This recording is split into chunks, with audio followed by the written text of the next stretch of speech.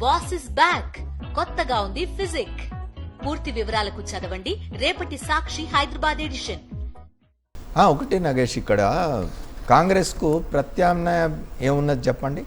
మహారాష్ట్రలో ఇప్పుడు కాంగ్రెస్ పార్టీ ఇటు శివసేనలోని ఒక వర్గంతోటో ఎన్సీపీతోటో పోకుండా వేరే ఆల్టర్నేటివ్ ఉంది. అక్కడ కమ్యూనిస్టులు కూడా పెద్ద బలంగా ఉన్నట్లేరు.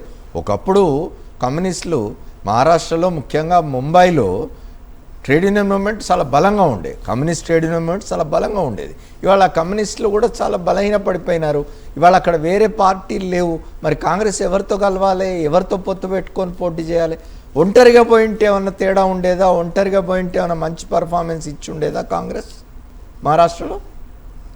What do you think?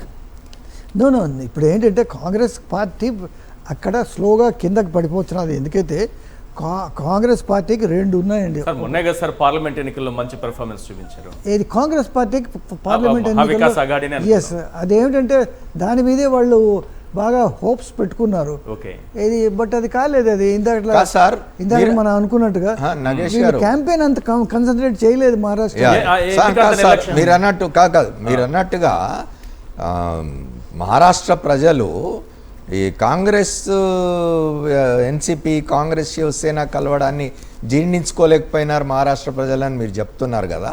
మరి అదే ప్రజలు లోక్సభ ఎన్నికల్లో మహావికాస్ అఘాడీకి మంచి స్థానాలు ఇచ్చినారు కదా, మహాయుతి కంటే ఎక్కువ సీట్లు వచ్చినాయి కదా. అప్పుడెందుకు అట్లా వచ్చింది ఫలితం, ఇప్పుడెందుకు పోయింది? అంటే ఇప్పుడు దేశంలో ఒక ట్రెండ్ స్టార్ట్ అయిందండి. లోక్సభ ఎన్నికలు ఒకలాగా ఉంటున్నాయి, అసెంబ్లీ ఎన్నికలు ఒకలాగా ఉంటున్నాయి.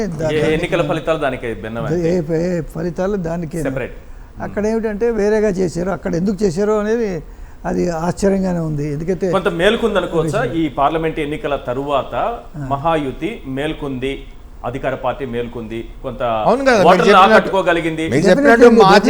మాజీ బహన్ లడ్కి స్కీమ్ తీసుకొచ్చి 1500 ఇవ్వడం, ఇదంతా లోక్సభ ఎన్నికల తర్వాత చాలా ఇంపార్టెంట్ అండి. లోక్సభ ఎన్నికల తర్వాతే ఇది లడ్కి స్కీమ్ తీసుకొచ్చారు.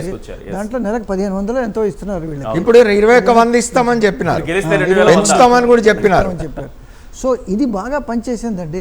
మహిళలు అంటే కొంతమంది అనలిస్ట్ ఏమన్నారంటే నిన్న ముస్లిం ఉమెన్ కూడాను బీజేపీకి ఓటు వేయి ఉండకపోవచ్చు, కానీ వాళ్ళకు కూడా ఈ లడ్కీ స్కీమ్లో ఏదైతే లాభం వస్తున్నదో వాళ్ళు పోలింగ్ బూత్కి వెళ్ళి ఓటు వేయలేదు.